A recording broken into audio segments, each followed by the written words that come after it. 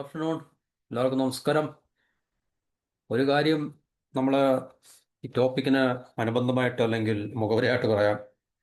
India, ഇപ്പോഴത്തെ India, അതായത് നമ്മൾ 91-ലെ ഇന്ത്യൻ സാമ്പത്തിക ഉദാരവൽക്കരണത്തിന് ശേഷം നമുക്ക് കാണാൻ കഴിയുന്ന ഒരു കോമൺ ഫിനോമിന അല്ലെങ്കിൽ ഒരു പൊതു പ്രതിഭാസം എന്ന് പറഞ്ഞു കഴിഞ്ഞാൽ, ഇന്ത്യ ആര് ഭരിച്ചാലും ഇന്ത്യ ഗവൺമെൻറ് അല്ലെങ്കിൽ ഭരണകൂടം സ്വകാര്യവൽക്കരണത്തിനും അല്ലെങ്കിൽ ഉദാരവൽക്കരണത്തിനും ഒട്ടും പുറകിലല്ല എന്നുള്ളൊരു കാഴ്ചയാണ് നമുക്ക് കാണാൻ സാധിക്കുന്നത്. ഇപ്പോൾ ഭരിക്കുന്ന രാഷ്ട്രീയ പാർട്ടിയായാലും ഇതിനു മുമ്പ് ഭരിച്ചിട്ടുള്ള രാഷ്ട്രീയ പാർട്ടികളായാലും ഈ ഒരു കാലയളവിൽ, കാരണം ഇന്ത്യ ഓൾറെഡി ഗ്ലോബൽ എക്കോണമിയായിട്ട് ഇൻ്റഗ്രേറ്റ് ചെയ്യപ്പെട്ടു. എന്നുവെച്ചാൽ ഗ്ലോബലൈസ്ഡ് എക്കോണമിയുടെ ഒരു പാർട്ട് ആൻഡ് പാർസലാണ് ഇന്ത്യ എന്ന് പറയുന്നത്. തീർച്ചയായിട്ടും ഇന്ത്യയിൽ ഒട്ടനവധി വിദേശ കോർപ്പറേറ്റ് കമ്പനികൾ ബിസിനസ് ചെയ്യുന്നുണ്ട്. ഇനിയും കൂടുതൽ കമ്പനികൾ തീർച്ചയായിട്ടും ഇന്ത്യയെ ആസ്ഥാനമാക്കി പ്രവർത്തിക്കും. അതുതന്നെയല്ല, എക്സിസ്റ്റിംഗ് ആയിട്ടുള്ള ഓപ്പറേഷൻസിനെ കൂടുതൽ വ്യാപിപ്പിക്കുവാനും അല്ലെങ്കിൽ വിപുലമാക്കുവാനും ഒക്കെയുള്ള ശ്രമങ്ങൾ ഇപ്പോൾ ഉള്ള കമ്പനികളുടെ കോർപ്പറേഷൻസിൻ്റെ ഭാഗത്തുനിന്ന് ഉണ്ടാവുകയും ചെയ്യും. അപ്പോൾ അങ്ങനെ ഇരിക്കെ നമ്മൾ നേരത്തെയുള്ള വീഡിയോകളിലൊക്കെ പറഞ്ഞാണ്, രാജ്യത്തെ പ്രധാനപ്പെട്ട taxation laws, financial banking laws ഒക്കെ തന്നെ വളരെ നമുക്ക് മുൻകാലത്തിലല്ലാത്ത തരത്തിലുള്ള മാറ്റങ്ങൾക്ക് അല്ലെങ്കിൽ റിഫോംസ്, പരിഷ്കാരങ്ങൾക്ക് വിധേയമായിക്കൊണ്ടിരിക്കുകയാണ്. അത് ഇന്ത്യയുടെ ആഭ്യന്തരമായിട്ടുള്ളൊരു പോളിസിയുടെ അടിസ്ഥാനത്തിൽ മാത്രമല്ല, തീർച്ചയായിട്ടും നമ്മൾ കാണുന്ന രാജ്യങ്ങളൊക്കെ തന്നെ എടുത്തു കഴിഞ്ഞാൽ, പ്രത്യേകിച്ച് നമുക്ക് ഈ സാമ്പത്തികമായി മെച്ചപ്പെട്ട രാജ്യങ്ങൾ എന്ന് പറയുന്ന രാജ്യങ്ങളുടെ പട്ടികയിലുള്ള ഏഷ്യയിൽ തന്നെ നമ്മൾ എടുത്തു കഴിഞ്ഞാൽ Japan, China, south Korea, Taiwan, Hong Kong, Singapore, UAE, ഇങ്ങനെയുള്ള രാജ്യങ്ങളൊക്കെ തന്നെ നമ്മൾ എടുത്തു പോയി കഴിഞ്ഞാൽ, അല്ലെങ്കിൽ ഖത്തർ, പിന്നെ വേറെ ഏതാണ് നമുക്ക് പറയാൻ പറ്റുന്നത്? ഇന്ത്യയിൽ മാറ്റങ്ങൾ ഉണ്ടെങ്കിലെന്ന് പറയാൻ പറ്റുന്നില്ല നമുക്ക്. എന്തായാലും പൂർണ്ണമായിട്ടും 360 ഡിഗ്രി എന്ന് പറയുന്നൊരു സംവിധാനത്തിലേക്ക് ഇന്ത്യ ഇതുവരെ മാറിയിട്ടില്ല എന്നുള്ളൊരു വസ്തുതയുണ്ട് അവിടെ. പക്ഷേ എന്നാലും ഇന്ത്യ മാറിക്കൊണ്ടിരിക്കുകയാണ്. അപ്പോൾ തീർച്ചയായിട്ടും നമുക്ക് ഈ പറഞ്ഞ രാജ്യങ്ങളിലെയൊക്കെ തന്നെ പൊതുവായിട്ടുള്ള ഒരു ഔട്ട്ലുക്ക് നമ്മളെടുത്ത് നോക്കിക്കഴിഞ്ഞാൽ നമുക്ക് കാണാൻ സാധിക്കുന്നത് മോറോല്ലോ സെയിം ആയിരിക്കും. അവിടുത്തെ ഇൻഫ്രാസ്ട്രക്ചർ, റോഡ്, ഹൈവേസ്, റെയിൽവേസ്, അല്ലേ, പിന്നെ ബാക്കിയുള്ള മെട്രോ സിറ്റികളുടെ, ടൗണുകളുടെ ഒക്കെ തന്നെ സ്ട്രക്ചർ, ഇതെല്ലാം നമ്മൾ എടുത്തു നോക്കിക്കഴിഞ്ഞാൽ ഈ പറഞ്ഞ രാജ്യങ്ങളിലൊക്കെ തന്നെ ഏകദേശം ഒരേപോലുള്ള സംവിധാനങ്ങളാണ് നമുക്ക് കാണുവാൻ സാധിക്കുന്നത്. അപ്പോൾ അങ്ങനെയുള്ള സംവിധാനങ്ങളെ നമുക്ക്, അതുപോലെ തന്നെ പടിഞ്ഞാറൻ രാജ്യങ്ങളിലുള്ള ഈ പറഞ്ഞ ഫിസിക്കൽ, സോഷ്യൽ ഇൻഫ്രാസ്ട്രക്ചർ ഒക്കെ തന്നെ നമുക്ക് ഇതുമായിട്ടൊക്കെ നമുക്ക് കമ്പയർ ചെയ്യുമ്പോൾ മോറോല്ലോ സെയിം ആയി. അതുപോലെ ഏഷ്യയിലെ വിയറ്റ്നാം, ഇതുപോലുള്ള രാജ്യങ്ങളൊക്കെ തന്നെ ഗ്ലോബൽ എക്കോണമി അല്ലെങ്കിൽ ഗ്ലോബൽ സപ്ലൈ ചെയിനിലേക്ക് ഇൻ്റഗ്രേറ്റ് ചെയ്യപ്പെട്ട രാജ്യങ്ങളാണ്. അപ്പോൾ അങ്ങനെയുള്ള രാജ്യങ്ങളിലൊക്കെ തന്നെ നമുക്ക് പൊതുവെയുള്ള അവരുടെ ഇക്കണോമിക്, ഈ സോഷ്യോ പൊളിറ്റിക്കൽ ഔട്ട്ലുക്ക്, സ്ട്രക്ചർ ഏകദേശം സെയിം തന്നെയൊക്കെ ആയിരിക്കും. ഫിസിക്കൽ ഇൻഫ്രാസ്ട്രക്ചർ, അതുപോലുള്ള ഇക്കണോമിക് ഔട്ട്ലുക്ക് ഒക്കെ തന്നെ സെയിം ആയിരിക്കും. അപ്പോൾ ഇന്ത്യയിലും ആ മാറ്റങ്ങളൊക്കെ വളരെ ഗ്രാജുവലായിട്ട് ഉണ്ടായിക്കൊണ്ടിരിക്കുകയാണ്. പക്ഷേ നമ്മൾ എപ്പോഴും പറയാറുള്ളത്, ഇന്ത്യയിൽ പറഞ്ഞ മാറ്റങ്ങൾക്ക് ഇപ്പോൾ ചൈനയെ പോലോ അല്ലെങ്കിൽ ഈവൻ വിയറ്റ്നാം പോലുള്ള രാജ്യത്ത്, അല്ലെങ്കിൽ അതുപോലുള്ള ഈവൻ ജപ്പാൻ, ഇതുപോലുള്ള രാജ്യം, സൗത്ത് കൊറിയ, അല്ലെങ്കിൽ മിഡിൽ ഈസ്റ്റിലെ പറഞ്ഞ UAE അല്ലെങ്കിൽ ഖത്തർ, സൗദി, ഇതുപോലുള്ള രാജ്യങ്ങളിലൊക്കെ അവർക്ക് കൊണ്ടുവരാൻ പറ്റുന്ന ചേഞ്ചസ്, അതുപോലുള്ള ചേഞ്ചസ് ഇന്ത്യയിൽ അത്ര സ്പീഡായിട്ട്, ഫാസ്റ്റായിട്ട് കൊണ്ടുവരാൻ പറ്റത്തില്ല. കാരണം സോറി, കാരണം ഇവിടെ നമ്മുടെ രാജ്യത്ത് നിലനിൽക്കുന്ന സോഷ്യോ പൊളിറ്റിക്കൽ സിസ്റ്റം അങ്ങനെയാണ്, വ്യത്യാസമാണ്. അതുകൊണ്ട് തീർച്ചയായിട്ടും ചേഞ്ചസ് ഉണ്ടാകുന്നുണ്ട്. പക്ഷേ ചേഞ്ചസ് അത്രയും സ്പീഡായിട്ട് അല്ലെങ്കിൽ ഫാസ്റ്റായിട്ട് ഇവിടെ ഇൻട്രൊഡ്യൂസ് ചെയ്യാൻ സാധിക്കത്തില്ല എന്നുള്ളൊരു വ്യത്യാസമുണ്ട്. അപ്പോൾ ഇന്ത്യയും ഗ്ലോബലൈസ്ഡ് എക്കോണമിയുടെ ഒരു ഭാഗമായി മാറിക്കഴിഞ്ഞു. ഇതിലും കൂടുതൽ നമുക്ക് ഇപ്പോൾ ഉള്ള റോള് അല്ലെങ്കിൽ ഒരു പാർട്ട് നമുക്ക് ഭാവിയിൽ തീർച്ചയായിട്ടും ഉണ്ടാകും. കാരണം സാമ്പത്തിക മേഖലയിൽ അല്ലെങ്കിൽ സമ്പദ് വ്യവസ്ഥയിലുള്ള വളർച്ച എന്ന് പറയുമ്പോൾ തീർച്ചയായിട്ടും നമ്മൾ ഒരു മാനുഫാക്ചറിങ് ബേസ് നമ്മളൊക്കെ എക്സ്പാൻഡ് ചെയ്യേണ്ടി വരും. അപ്പോൾ അങ്ങനെ എക്സ്പാൻഡ് ചെയ്യുന്നതനുസരിച്ച് നമുക്ക് തീർച്ചയായിട്ടും ഗ്ലോബൽ സപ്ലൈ ചെയിനിൽ നമുക്ക് ഇപ്പോൾ ഉള്ള ഷെയറിനേക്കാൾ കൂടുതൽ ഷെയർ ഉണ്ടാകുകയും കൂടുതൽ പാർട്ടിസിപ്പേഷൻ ഉണ്ടാകുകയൊക്കെ ചെയ്യും. അപ്പോൾ തീർച്ചയായിട്ടും ഇന്ത്യയിലും അതുപോലുള്ള സമാനമായിട്ടുള്ള മാറ്റങ്ങൾ ഉണ്ടാകും. ഫിസിക്കൽ ഇൻഫ്രാസ്ട്രക്ചർ മാത്രമല്ല, നിയമങ്ങളുടെ കാര്യത്തിൽ പ്രത്യേകിച്ച് ബാങ്കിങ്, ഫൈനാൻസ്, ടാക്സേഷൻ, ഈ പറഞ്ഞ നിയമങ്ങളിലൊക്കെ തന്നെ റിഫോംസും അല്ലെങ്കിൽ പരിഷ്കാരങ്ങളും മാറ്റങ്ങളും ഒക്കെ തന്നെ ഉണ്ടാക്കിയെടുത്താൽ മാത്രമേ നമുക്ക് തീർച്ചയായിട്ടും ഗ്ലോബൽ എക്കോണമിയിൽ നമുക്ക് പങ്കുചേരാൻ സാധിക്കത്തുള്ളൂ. കാരണം അത് കൂടുതൽ ഗ്ലോബൽ കോർപ്പറേഷൻസ് ഇവിടെ നിന്ന് ബിസിനസ് ചെയ്യുമ്പോൾ, അവരുടെ ബിസിനസ് എക്സ്പാൻഡ് ചെയ്യുമ്പോൾ തീർച്ചയായിട്ടും അവർക്ക് അനുകൂലമായിട്ടുള്ള സാഹചര്യങ്ങൾ സൃഷ്ടിച്ച് എടുക്കുക അല്ലെങ്കിൽ കൊടുക്കുക എന്നുള്ളത് ഒരു പ്രധാനപ്പെട്ടൊരു വിഷയങ്ങളുമാണ്. അപ്പോൾ അവർ തീർച്ചയായിട്ടും കാലാകാലങ്ങളിൽ നിലനിൽക്കുന്ന ഗവൺമെൻറ്റുകളെ സ്വാധീനിച്ചിട്ട് അതിനനുസൃതമായിട്ടുള്ള മാറ്റങ്ങൾ ഈ അടുത്ത് തന്നെ നമ്മൾ ചെയ്തൊരു വീഡിയോയ്ക്കകത്തിൽ ഗൂഗിൾ ഇവിടുത്തെ ടാക്സിനെ കുറിച്ച് അവർ പരിഭവം പറയുക അല്ലെങ്കിൽ ആശങ്ക പ്രകടിപ്പിക്കുകയുണ്ടായി. അപ്പം അതിനകത്തിൽ മാറ്റങ്ങൾ ഉണ്ടാക്കിയെടുക്കണമെന്ന് അവർ കേന്ദ്ര ഗവൺമെൻറ് അറിയിച്ചിട്ടുണ്ട്. അപ്പോൾ തീർച്ചയായിട്ടും അത്രയും വലിയൊരു കോർപ്പറേഷൻ പറയുന്ന ഒരു സജഷൻ അല്ലെങ്കിൽ മുന്നോട്ട് വെക്കുന്ന ഒരു സജഷൻ ഒരിക്കലും ഒരു രാജ്യത്തെയും ഗവൺമെൻറ്റിന് തള്ളിക്കളയാൻ കഴിയില്ല. കാരണം ഇത് ഇപ്പം ഗൂഗിൾ എന്ന് പറയുന്ന ഒരു കമ്പനിയാണ്, സോറി, ആപ്പിൾ എന്ന് പറയുന്ന, ഗൂഗിൾ അല്ല, ആപ്പിൾ ഐഫോൺ നിർമ്മിക്കുന്ന കമ്പനിയുടെ സജഷൻ ആണെങ്കിലും അല്ലെങ്കിൽ പ്രപ്പോസൽ ആണെങ്കിൽ തന്നെയും തീർച്ചയായിട്ടും ആ ഒരു കമ്പനി റെപ്രസെൻ്റ് ചെയ്യുന്നൊരു ഹോൾ ഗ്ലോബൽ കോർപ്പറേഷൻസിന് വേണ്ടിയാണ് എന്ന് നമുക്ക് മനസ്സിലാക്കാൻ കഴിയും. തീർച്ചയായിട്ടും യാഥാർത്ഥ്യത്തിൽ അങ്ങനെ അല്ലെങ്കിൽ തന്നെ അവരുടെ അങ്ങനെ ഒരു ഡിമാൻഡ് അല്ലെങ്കിൽ റിക്വയർമെൻറ്റ് തീർച്ചയായിട്ടും മറ്റുള്ള കോർപ്പറേഷൻസിന് കൂടെ അനുകൂലമായിട്ടുള്ളൊരു അവസ്ഥ സൃഷ്ടിക്കുന്ന തരത്തിലായിരിക്കും അവരുടെ സജഷൻസ്, പ്രപ്പോസലൊക്കെ തന്നെ.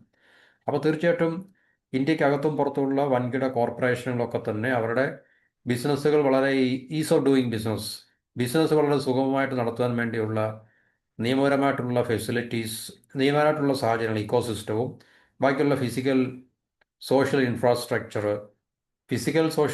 എന്ന് പറയുമ്പോൾ ഇപ്പോൾ ഫിസിക്കൽ ഇൻഫ്രാസ്ട്രക്ചർ നമുക്കറിയാം, നല്ല റോഡുകൾ, പാലങ്ങൾ, സീപോർട്ട്, എയർപോർട്ട്, ഇതുപോലുള്ള കാര്യങ്ങളൊക്കെ തന്നെ. സോഷ്യൽ ഇൻഫ്രാസ്ട്രക്ചർ എന്ന് പറയുമ്പം ഇപ്പം നമുക്ക് ഈ ജനങ്ങളുമായിട്ട് ബന്ധപ്പെട്ട, തൊഴിലാളികളുമായിട്ട് ബന്ധപ്പെട്ട നിയമങ്ങളുണ്ട്, മറ്റ് സാമൂഹികമായിട്ടുള്ള നിയമങ്ങളൊക്കെ തന്നെ ഉണ്ട്. അപ്പോൾ അതിനകത്തിലൊക്കെയുള്ള പരിഷ്കാരങ്ങളും മാറ്റങ്ങളും ഒക്കെ തന്നെ ഉണ്ടാക്കിയെടുത്തു കഴിഞ്ഞാൽ മാത്രമേ ആധുനിക കാലത്തിന് അനുയോജ്യമായിട്ടുള്ള നിയമങ്ങളും അല്ലെങ്കിൽ സംവിധാനങ്ങളൊക്കെ ഉണ്ടാകത്തുള്ളൂ. അപ്പോൾ അത് തീർച്ചയായിട്ടും ബിസിനസ് ചെയ്യുന്ന കോർപ്പറേഷൻസിന് അതായിരിക്കും ഏറ്റവും, അവരെ സംബന്ധിച്ച് ഏറ്റവും വളരെ പോസിറ്റീവായിട്ടുള്ള അല്ലെങ്കിൽ ഫേവറബിൾ ആയിട്ടുള്ള ഇക്കോസിസ്റ്റം എന്ന് പറഞ്ഞു കഴിഞ്ഞാൽ. അപ്പോൾ ഇന്നത്തെ നമ്മുടെ ടോപ്പിക് എന്ന് പറയുമ്പോൾ ഇന്ത്യൻ ബാങ്കുകളിൽ, പ്രത്യേകിച്ച് സ്വകാര്യ ബാങ്കുകളിൽ, ഓൾറെഡി പ്രൈവറ്റ് മേഖലയിലുള്ള ബാങ്കുകളിൽ വിദേശ ബാങ്കുകളുടെ അല്ലെങ്കിൽ വിദേശ രാജ്യങ്ങളിൽ നിന്നുള്ള ഫിനാൻഷ്യൽ ഇൻസ്റ്റിറ്റ്യൂഷൻസിൻ്റെയോ അല്ലെങ്കിൽ ഏജൻസികളുടെയൊക്കെ തന്നെ ഈ റെപ്രസെൻറ്റേഷൻ കൂടി വരുന്നു. അത് വളരെ അതിവേഗത്തിലായിത്തീരുന്നു. അപ്പോൾ അതിനുള്ള ആശങ്ക ഈ ബാങ്കിങ് സെക്ടറിനെ റെപ്രസെൻ്റ് ചെയ്യുന്ന ചില ഇൻസ്റ്റിറ്റ്യൂഷൻസ്, യൂണിയനൊക്കെ കേന്ദ്ര ഗവൺമെൻറ്റിനെ അറിയിച്ചു എന്നുള്ളതാണ് നമുക്ക് ഈ ഒരു ടോപ്പിക്കിൻ്റെ ടൈറ്റിൽ. അപ്പോൾ അവർ പറയുന്ന വ്യാപാരത്തിനായിട്ട് പണ്ട് ഇന്ത്യയിലത്തെ ഈസ്റ്റ് ഇന്ത്യ കമ്പനി, ബ്രിട്ടീഷ് അധീനതയിലുള്ള അല്ലെങ്കിൽ ബ്രിട്ടീഷ് രാജിൻ്റെ ഈസ്റ്റ് ഇന്ത്യ കമ്പനി അവസാനം അവരെ ഇന്ത്യയുടെ നിയന്ത്രണം കൈവശപ്പെടുത്തിയതുപോലെ അല്ലെങ്കിൽ അവരുടെ കൈകളിലേക്ക് എത്തിച്ചേർന്നതുപോലെ തന്നെ ബാങ്കിങ് രംഗത്ത് ഇതുപോലെ വിദേശ നിക്ഷേപം കൂടുതൽ ശതമാനത്തിലേക്ക് എത്തിച്ചേരുകയാണെങ്കിൽ ഇന്ത്യയുടെ ബാങ്കിങ് ഫൈനാൻഷ്യൽ സെക്ടർ, കാരണം ഒരു എക്കോണമിയുടെ ഏറ്റവും പ്രധാനപ്പെട്ട ഒരു, എന്താണ് പറയുന്നത്, വളരെ ഒരു കോർ സെക്ടറാണല്ലോ ബാങ്കിങ്, ഫൈനാൻസ്, ഇൻഷുറൻസ് ഒക്കെ പറഞ്ഞു കഴിഞ്ഞാൽ ഏത് രാജ്യത്തെ ആയാലും ഏത് സമ്പദ് വ്യവസ്ഥയായാലും. അപ്പോൾ അങ്ങനെയുള്ള ഒരു ക്രൂഷ്യലായിട്ടുള്ള അല്ലെങ്കിൽ ക്രിട്ടിക്കലായിട്ടുള്ള സെക്ടറിൻ്റെ അധികാരം, കൺട്രോൾ, നിയന്ത്രണം അല്ലെങ്കിൽ വിദേശ രാജ്യങ്ങൾക്കുള്ള സ്വാധീനം കൂടി വരുന്ന ഒരു പ്രവണത ഇപ്പോൾ സൃഷ്ടിക്കപ്പെട്ടിരിക്കുന്നു എന്നാണ് ഈ പറഞ്ഞ ഓൾ ഇന്ത്യ ബാങ്ക് ഓഫീസേഴ്സ് അസോസിയേഷന് അവരുടെ ആശങ്ക പ്രകടിപ്പിച്ചിരിക്കുന്നത്. അപ്പോൾ ഇതിനകത്ത് 2-3 എക്സാമ്പിൾ പറയുന്നുണ്ട്. വളരെ അടുത്തിടയ്ക്കുള്ള ചില മാറ്റങ്ങളാണ്. RBL എന്ന് പറയുന്ന സ്വകാര്യ ബാങ്കിൻ്റെ ഭൂരിപക്ഷ ഓഹരി എന്ന് പറയുമ്പോൾ 51% മേലുള്ള ഓഹരിയാണ്. അത് സ്വന്തമാക്കുവാൻ UAE ആസ്ഥാനമായിട്ടുള്ള എമിറേറ്റ്സ് NBD, പ്രത്യേകിച്ച് എമിറേറ്റ്സ് NBD എന്ന് പറയുമ്പം ENBD, അതായത് ദുബായ് പ്രോവിൻസിൻ്റെ അത് ചെയ്തിട്ടാണ് ശരിക്കും പറഞ്ഞുകൊണ്ട്. അതെ. എമിറേറ്റ്സ് NBD-യുമായിട്ട് ഈ പറഞ്ഞ ബാങ്ക് ധാരണയിലെത്തിയിരുന്നു. അപ്പോൾ ഇതിനെ അടിസ്ഥാനമാക്കിയാണ് ഈ പറഞ്ഞ ബാങ്കിങ് അസോസിയേഷൻ, ഓഫീസേഴ്സ് അസോസിയേഷന് ഈ ആശങ്ക പ്രകടിപ്പിച്ചിരിക്കുന്നത്. അപ്പോൾ ഇങ്ങനെ ഇന്ത്യയിലെ സ്വകാര്യ ബാങ്കുകളുടെ നിയന്ത്രണം വിദേശ ബാങ്കുകളുടെയോ അല്ലെങ്കിൽ വിദേശ വ്യക്തികളുടെ കൈവശമോ അല്ലെങ്കിൽ വിദേശ ഇൻസ്റ്റിറ്റ്യൂഷൻസ്, ഇതുപോലുള്ള ഫിനാൻഷ്യൽ ഇൻസ്റ്റിറ്റ്യൂഷൻസ് ഇൻവെസ്റ്റ് ചെയ്യാൻ മുൻപോട്ട് വരുന്ന ആരോ അവർ, അത് ബാങ്കാകാം, മറ്റേതെങ്കിലും ഫിനാൻഷ്യൽ ഇൻസ്റ്റിറ്റ്യൂഷൻസ് ആകാം, ഇനി ഒരു വ്യക്തിക്ക് അതിനുള്ള കപ്പാസിറ്റി ഉണ്ടെങ്കിൽ വ്യക്തിയാകാം. അത് നമ്മുടെ ഇന്ത്യയിലെ നിയമം എന്താണ് പറയുന്നത് അതിനനുസരിച്ച്. കാരണം വ്യക്തിക്ക് അത് വാങ്ങിക്കാൻ പറ്റുമെങ്കിൽ വ്യക്തിക്ക് വാങ്ങിക്കാൻ പറ്റും, അല്ലെങ്കിൽ ഒരു വിദേശ ബാങ്കിനാണ് ക്രെഡിബിൾ ആയിട്ടുള്ള ഒരു വിദേശ ബാങ്കിനാണ് അത് വാങ്ങിക്കാൻ പറ്റുന്നതെങ്കിൽ അങ്ങനെ. നിയമത്തെക്കുറിച്ച് എനിക്കറിയില്ല കൃത്യമായിട്ട്. എന്നാലും നമ്മുടെ ഇന്ത്യയിലെ സ്വകാര്യ ബാങ്കുകളുടെ ഷെയറുകൾ പൂർണ്ണമായിട്ടും വിദേശ കമ്പനികളുടെ അല്ലെങ്കിൽ വിദേശികൾ നിയന്ത്രിക്കുന്ന കമ്പനികളുടെ ബിസിനസ് സ്ഥാപനങ്ങളുടെ കൈകളിലേക്ക് പോകുന്നത് തീർച്ചയായിട്ടും അതൊരു കറക്റ്റായിട്ടുള്ള അസസ്മെൻ്റ് ആണ്. രാജ്യത്തിൻ്റെ സുരക്ഷയെ ബാധിക്കുന്ന ഒരു കാര്യമാണ് ശരിക്കും നമ്മൾ.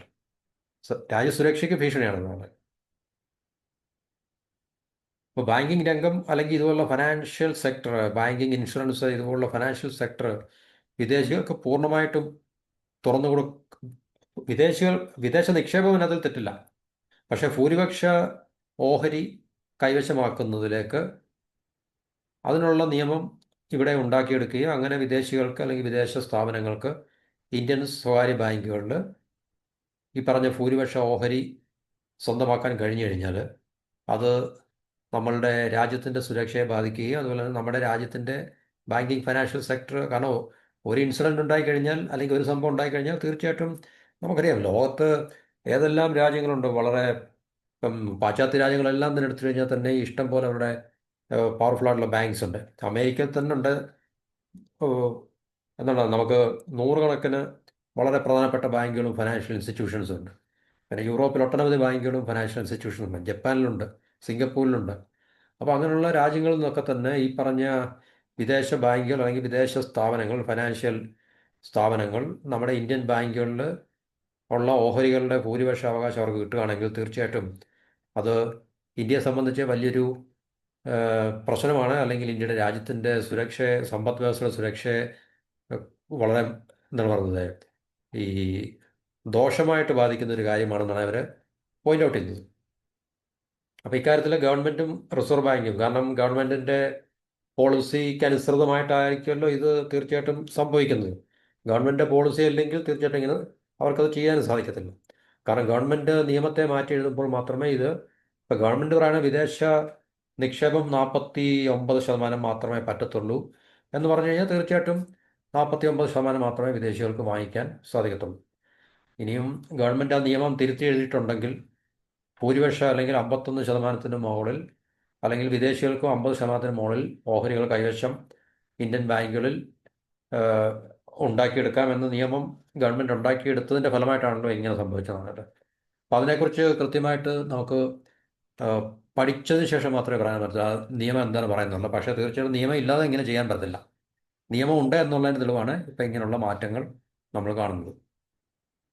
അപ്പോൾ ഇത് കേന്ദ്ര ഗവൺമെൻറ്, റിസർവ് ബാങ്കും അവർ തീർച്ചയായിട്ടും നിയമങ്ങളെ അല്ലെങ്കിൽ നയങ്ങളെ മാറ്റി, ഫിനാൻഷ്യൽ ലോസിനെ മാറ്റി എഴുതിക്കൊണ്ടാണ് തീർച്ചയായിട്ടും ഇങ്ങനെ സംഭവിക്കുന്നത്.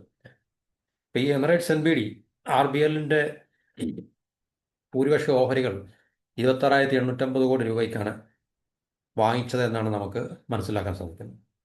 അപ്പോൾ ഈ ഇടപാട് പൂർണ്ണമായിട്ടും നടപ്പിലാക്കാൻ അനുവദിക്കരുത് എന്നാണ് പറയുന്നത്. അപ്പോൾ അതുകൊണ്ട് തീർച്ചയായിട്ടും ഈ ഇടപാട് നടന്നിട്ടില്ല, പൂർണ്ണമായിട്ടും ഫൈനലൈസ് ചെയ്തിട്ടില്ല. ഒരുപക്ഷെ അതിനുള്ള ഒരു പ്രോസസ്സുകൾ നടന്നുകൊണ്ടിരിക്കുകയായിരിക്കാം എന്നാണ് നമുക്ക് ഇതിൽ നിന്ന് മനസ്സിലാക്കാൻ സാധിക്കുന്നത്. പക്ഷേ ഗവൺമെൻറ് നിയമം ഓൾറെഡി ഉണ്ടാക്കിയതിനനുസരിച്ച് ആയിരിക്കും ഇങ്ങനെ ഈ പറഞ്ഞ കാര്യങ്ങൾ നടപ്പിലാക്കാൻ കഴിയുന്നത്. അല്ലെങ്കിൽ തീർച്ചയായിട്ടും ഇങ്ങനൊരു, എന്താണ് പറയുന്നത്, ഒരു ട്രാൻസാക്ഷൻ ഒരിക്കലും സാധ്യമല്ല എന്നുള്ള കാര്യം നമുക്ക്. കാരണം ഒരു രാജ്യത്ത്, നമ്മുടെ രാജ്യത്ത് ബാങ്കിങ് ലോസ് ഉണ്ട്, അല്ലെങ്കിൽ ഫിനാൻഷ്യൽ ലോസ് ഉണ്ട്, അല്ലേ, അല്ലെങ്കിൽ ടാക്സേഷൻ ലോസ് ഉണ്ട്. അപ്പോൾ അതിനനുസൃതമായിട്ട് മാത്രമേ ഏത് രാജ്യത്തുള്ള കമ്പനികൾക്കും അല്ലെങ്കിൽ ബാങ്കുകൾക്കും ഫിനാൻഷ്യൽ ഇൻസ്റ്റിറ്റ്യൂഷൻസിനും ഒക്കെ തന്നെ ഇന്ത്യയിൽ ഓപ്പറേറ്റ് ചെയ്യാൻ സാധിക്കത്തുള്ളൂ. ഇപ്പോൾ ഗവൺമെൻറ് ഫിക്സ് ചെയ്തിരിക്കുന്ന ക്യാപ്പ് 49% ആണെങ്കിൽ 49% വരെ വിദേശ ബാങ്കുകൾക്ക് അല്ലെങ്കിൽ വിദേശ നിക്ഷേപകർക്ക് ഇന്ത്യൻ ബാങ്കുകളിൽ വാങ്ങിക്കാൻ സാധിക്കത്തുള്ളൂ. ഇപ്പോൾ ഭൂരിപക്ഷ ഓഹരി വാങ്ങിച്ചിട്ടുണ്ടെങ്കിൽ തീർച്ചയായിട്ടും ആ നിയമത്തെ ഗവൺമെൻറ് മാറ്റി എഴുതിയിട്ടുണ്ടായിരിക്കാം. ഭൂരിപക്ഷ ഓഹരി കൈവശം വെക്കാമെന്നുള്ള നിയമം ഇന്ത്യയിൽ ഉണ്ടായിട്ടാണ് അവരങ്ങനെ തീർച്ചയായിട്ടും അതിനുള്ള നീക്കുപോക്കുകൾ നടത്തിയിട്ടുള്ളത് അല്ലെങ്കിൽ നടത്തിക്കൊണ്ടിരിക്കുന്നത്. അപ്പോൾ ഇങ്ങനെയുള്ള ഏറ്റെടുക്കൽ, ടേക്ക് ഓവേഴ്സ് കൂടുതലായിട്ട് സംഭവിക്കുന്നുണ്ട്. അത് നമുക്കറിയാം, ഏത് മേഖലയിലും ഏത് സെക്ടറിലും ഒരു പ്രധാനപ്പെട്ട ഒരു ഇൻസിഡൻറ്റ് ഉണ്ടായിക്കഴിഞ്ഞാൽ അതൊരു പിന്നെ പൈനിയർ ഒരു എഫർട്ടായിട്ട്, അല്ലെങ്കിൽ അതൊരു എന്താ പറയുന്നത്, പിന്നീട് പിന്നീടുള്ള ട്രെൻഡ് സെറ്റ് ചെയ്യാൻ വേണ്ടിയുള്ള ഒരു ഈവൻ്റായിട്ടത് മാറിത്തീരും എന്നുള്ള കാര്യത്തിൽ നമുക്ക് സംശയമൊന്നുമില്ല. അപ്പോൾ ഇതിപ്പം ഒരു ഒരു ബാങ്കിൽ അല്ലെങ്കിൽ ഒരു ഇൻസിഡൻറ്റ് ഉണ്ടായിക്കഴിഞ്ഞാൽ തീർച്ചയായിട്ടും അതിന് ചൂട് പിടിച്ച് വീണ്ടും ഇത് സംഭവങ്ങൾ ഉണ്ടാകും. മറ്റൊരു ഫിനാൻഷ്യൽ ഇൻസ്റ്റിറ്റ്യൂഷൻ ലോകത്തിൻ്റെ ഏതെങ്കിലും ഭാഗത്തു നിന്ന് വരും.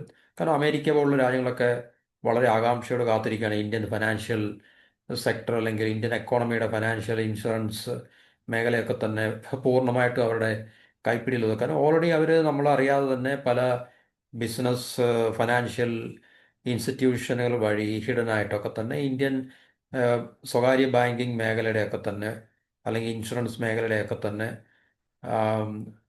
അധികാരങ്ങൾ അവരുടെ അല്ലെങ്കിൽ നിയന്ത്രണം അവരുടെ കൈകളിലാണ് എന്നുള്ള കാര്യം നമുക്ക് ഒരുപക്ഷെ എത്ര പേർക്ക് അറിയാം എന്നറിയത്തില്ല. ഇപ്പോൾ ICICI ബാങ്ക്, HDFC ബാങ്ക്, ഇതുപോലുള്ള ബാങ്കുകളിലെയൊക്കെ നിയന്ത്രണം ഒരു നല്ല ശതമാനവും തീർച്ചയായിട്ടും വിദേശ നിക്ഷേപകരുടെ കൈകളിലാണ്.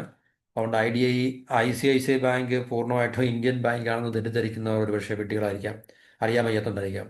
HDFC ബാങ്ക് അതുപോലുള്ള ബാങ്കുകളൊക്കെ തന്നെ, പിന്നെ ആക്സിസ് ബാങ്ക്, ഇതുപോലുള്ള ബാങ്കുകളൊക്കെ തന്നെ ഇതിൻ്റെ പിന്നിലുള്ള ഹിഡൻ സ്റ്റേക്ക് ഹോൾഡേഴ്സ് ആരാണെന്നുള്ള കാര്യം നമുക്ക് പൊതുജനങ്ങൾക്ക് അറിയാനുള്ള സാധ്യത വളരെ കുറവാണ്. അപ്പോൾ അതുകൊണ്ട് ഇപ്പോൾ ഇന്ത്യൻ സ്വകാര്യ ബാങ്കിങ് മേഖലയിൽ ഇതുപോലുള്ള ടേക്ക് ഓവേഴ്സ് വളരെ കൂടി വരികയാണ്.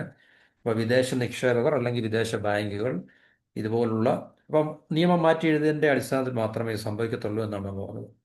അപ്പോൾ അടുത്ത കാലത്താണ് ഈ സ്വകാര്യ ബാങ്കുകളിലെ വിദേശ ധനകാര്യ സ്ഥാപനങ്ങളിലെ ഓഹരി പങ്കാളിത്തം ഉയർന്നുകൊണ്ടിരിക്കുകയാണ്. കേരളം ആസ്ഥാനമായി പ്രവർത്തിച്ച, ഇപ്പം നമ്മൾ ആദ്യം പറഞ്ഞത് RBL ബാങ്കിൻ്റെ ആണ്. ഇപ്പോൾ കാത്തോലിക് സിറിയൻ ബാങ്ക് എന്ന് പറയുന്ന ആ പറഞ്ഞ കേരള ആസ്ഥാനമായി കേരളത്തെ ബേസ് ചെയ്ത് ഓപ്പറേറ്റ് ചെയ്തിട്ടുണ്ടെന്ന ഈ ബാങ്കിൻ്റെ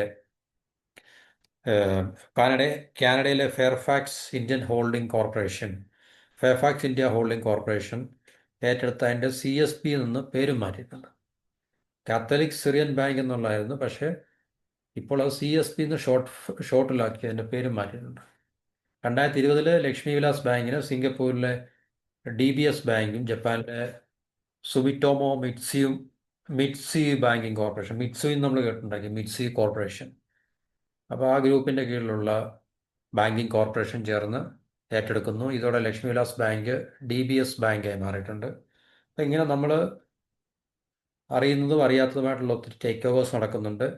അപ്പോൾ ഈ വിദേശ ഫിനാൻഷ്യൽ ഇൻസ്റ്റിറ്റ്യൂഷൻസ് അല്ലെങ്കിൽ വിദേശ രാജ്യങ്ങളിലെ ബാങ്കുകളൊക്കെ തന്നെ ഇതുപോലുള്ള ഇന്ത്യൻ ബാങ്കുകളെ, സ്വകാര്യ മേഖലയിലുള്ള ഇന്ത്യൻ ബാങ്കുകളെ ഏറ്റെടുക്കാൻ വേണ്ടി ഇപ്പോൾ അങ്ങനെ ഒരു ട്രെൻഡല്ല, അങ്ങനൊരു, കാരണം തീർച്ചയായിട്ടും അത് ഇന്ത്യയിലെ നിയമങ്ങൾ മാറിയതിന് ശേഷമാണ് അത് സംഭവിക്കുന്നത്, അല്ലെങ്കിൽ സംഭവിക്കത്തില്ല. അപ്പോൾ ബാങ്കിങ് രംഗത്ത് നമ്മൾ നേരത്തെ വീഡിയോയിൽ പറഞ്ഞിട്ടുണ്ട്, പരിഷ്കാരങ്ങൾ അത്യാവശ്യമാണ്. കാരണം അത് എക്കോണമിയുടെ മുന്നോട്ടുള്ള പോക്കിന്, നമ്മുടെ സമ്പദ് വ്യവസ്ഥയുടെ വളർച്ചയ്ക്കും, അല്ലെങ്കിൽ സമ്പദ് വ്യവസ്ഥ വളരുന്നതിനനുസരിച്ച് ഒരു സമ്പദ് വ്യവസ്ഥയുടെ ഏറ്റവും പ്രധാനപ്പെട്ട കോർ സെക്ടറാണ് ഫിനാൻഷ്യൽ ഇൻഷുറൻസ് സെക്ടർ എന്നാൽ. അപ്പോൾ ആ മേഖലയിലും പരിഷ്കാരങ്ങൾ, റിഫോംസ് ഒക്കെ വളരെ അത്യാവശ്യമാണ്. പക്ഷേ ഇതുപോലുള്ള വിദേശ രാജ്യങ്ങളിലുള്ള ഫിനാൻഷ്യൽ ഇൻസ്റ്റിറ്റ്യൂഷൻസിൻ്റെ കൈകളിൽ നമ്മുടെ ഇന്ത്യൻ ബാങ്കിങ് സ്വകാര്യ പ്രൈവറ്റ് സെക്ടറിൻ്റെ നിയന്ത്രണം കൊണ്ടെത്തിക്കുന്നത് വളരെ അപകടകരമായിട്ടുള്ളൊരു പ്രവണതയാണ് എന്നാണ് ഈ ബാങ്കിങ് ഓർഗനൈസേഷൻ, ഓഫീസേഴ്സ് അസോസിയേഷൻ പറയുന്നത്. അപ്പോൾ പണ്ട് അതിൻ്റെ ഉദാഹരണമായിട്ട് പറയാൻ നമുക്കറിയാം, ഇന്ത്യയിൽ കച്ചവടത്തിനാണെന്ന് പറഞ്ഞു വന്ന east India company, British east India company പിന്നീട് അങ്ങനെ ഇന്ത്യയുടെ അധിപനായി എന്നുള്ള ഒരു ചരിത്രമൊക്കെ നമ്മുടെ മുമ്പിലുണ്ട്. അതുപോലെ തന്നെ ആ ബ്രിട്ടീഷ് ഈസ്റ്റ് ഇന്ത്യ കമ്പനിയുടെ പിൻഗാമികളായിട്ടുള്ള കോർപ്പറേഷൻസ് ഒക്കെ തന്നെയാണ് ഇന്ന് ലോകത്തുള്ളതും. അപ്പോൾ അവരുടെയൊക്കെ ഓണർഷിപ്പിലുള്ള ബാങ്കിങ് ഫിനാൻഷ്യൽ ഓർഗനൈസേഷൻസ് ഒക്കെ തന്നെ നമുക്ക് എവിടെയും കാണാൻ സാധിക്കുന്നത്. അത് പല രാജ്യങ്ങളിൽ പല പേരിൽ, സിംഗപ്പൂരിലായാലും UAE-ലായാലും ഒക്കെ പല പേരുകളിൽ അത് അറിയപ്പെടുന്നത് മാത്രമേ ഉള്ളൂ തീർച്ചയായിട്ടും. അപ്പോൾ അങ്ങനെയുള്ള കമ്പനികൾ ഇന്ത്യയുടെ ഈ പറഞ്ഞ വളരെ പ്രധാനപ്പെട്ട ഒരു മേഖലയായിട്ടുള്ള ബാങ്കിങ് മേഖലയെ അവരുടെ കൈപ്പിടിയിൽ വെക്കുന്നത് അല്ലെങ്കിൽ നിയന്ത്രണത്തിലാക്കുന്നത് തീർച്ചയായിട്ടും രാജ്യത്തിൻ്റെ സുരക്ഷയ്ക്ക് ഭീഷണിയാകുന്നു എന്ന് അവർ പറഞ്ഞില്ലെങ്കിൽ തന്നെ നമുക്കറിയാൻ സാധിക്കും. അതുകൊണ്ട് തീർച്ചയായിട്ടും ബാങ്കിങ് ഓഫീസേഴ്സ് അസോസിയേഷൻ രാജ്യവ്യാപകമായിട്ടുള്ള പ്രക്ഷോഭം നടത്താൻ തീരുമാനിച്ചിട്ടുണ്ട്. പക്ഷേ അതുകൊണ്ടൊന്നും വലിയ കാര്യങ്ങളൊന്നുമില്ല. കാരണം ഗവൺമെൻറ് നമുക്കറിയാം, അതാത് കാലത്തുള്ള ഗവൺമെൻറ്റുകൾ ഈ പറഞ്ഞ ഒത്തിരി പിന്നെ സമൂഹത്തിൽ നിന്ന് ഇതുപോലുള്ള സമരങ്ങളും ഭീഷണികളും അല്ലെങ്കിൽ സംഘടനാ പ്രവർത്തനങ്ങളൊക്കെ ഉണ്ടായിട്ടും സ്വകാര്യവൽക്കരണം എന്ന് പറയുന്ന ഒരു പ്രക്രിയയുമായിട്ട് വളരെ എന്താണ് പറയുന്നത്, ഏം, ശുഷ്കാന്തിയോട് മുന്നോട്ട് പോകുന്ന ഒരു കാഴ്ചയാണ് നമുക്ക് കാണാൻ സാധിക്കുന്നത്. കാരണം ഗവൺമെൻറ്റിൻ്റെ മേൽ അധികാരവും സ്വാധീനവും ഒക്കെ തന്നെ ഉള്ളത് ഗ്ലോബൽ കോർപ്പറേഷൻസിനും അവർക്ക് പിന്നെ അവരുടെ കൂടെ നിൽക്കുന്ന ഇന്ത്യയിലെ അല്ലെങ്കിൽ അതാത് രാജ്യത്തെ ലോക്കലായിട്ടുള്ള റീജിയണൽ കോർപ്പറേഷൻസും ഒക്കെ തന്നെയാണ്. അതുകൊണ്ട് തീർച്ചയായിട്ടും നിലവിലുള്ള ഗവൺമെൻറ്റുകൾക്ക് അതാത് കാലങ്ങളിൽ നിലനിൽക്കുന്ന ഗവൺമെൻറ്റുകൾക്ക് ആ സമ്മർദ്ദങ്ങളെ അവർക്ക് ഒഴിവാക്കിക്കൊണ്ട് അല്ലെങ്കിൽ അതിനെ മറികടന്നുകൊണ്ട് തീർച്ചയായിട്ടും ഈ രാജ്യ താല്പര്യത്തിൻ്റെ അടിസ്ഥാനത്തിലൊന്നും അവർക്ക് നിയമങ്ങളും നയങ്ങളും ഒന്നും ഉണ്ടാക്കിയെടുക്കാൻ കഴിയില്ല എന്നുള്ളത് നമുക്ക് മനസ്സിലാക്കണം. ഈ പൊതുജനങ്ങൾക്ക് താല്പര്യമുള്ള കാര്യങ്ങൾ മറ്റ് ഈ പറഞ്ഞ വമ്പൻ സാമ്പത്തിക ശക്തികൾക്ക് താല്പര്യമില്ലാത്ത കാര്യങ്ങളാണെങ്കിൽ അവരതിനകത്ത് ഇടപെടത്തില്ല. പക്ഷേ അവർ താല്പര്യങ്ങൾക്ക് അനുസൃതമായിട്ടുള്ള അല്ലെങ്കിൽ അനുയോജ്യമായിട്ടുള്ള മാറ്റങ്ങൾ ഏത് രാജ്യത്തും, ഇന്ത്യയിൽ മാത്രമല്ല ഇതുപോലുള്ള എല്ലാ രാജ്യങ്ങളിലും ഉണ്ടാക്കിയെടുക്കുവാൻ ഈ പറഞ്ഞ കോർപ്പറേഷൻസിൻ്റെ എന്താണ് പറയുക ഒത്താശയോടുകൂടിയാണ് ഇതെല്ലാം മാറ്റങ്ങളും അല്ലെങ്കിൽ ഈ പറഞ്ഞ നിയമങ്ങളിലും അല്ലെങ്കിൽ വ്യവസ്ഥകളിലും സംവിധാനങ്ങളിലൊക്കെയുള്ള മാറ്റങ്ങളെന്ന് നമ്മൾ മനസ്സിലാക്കണം.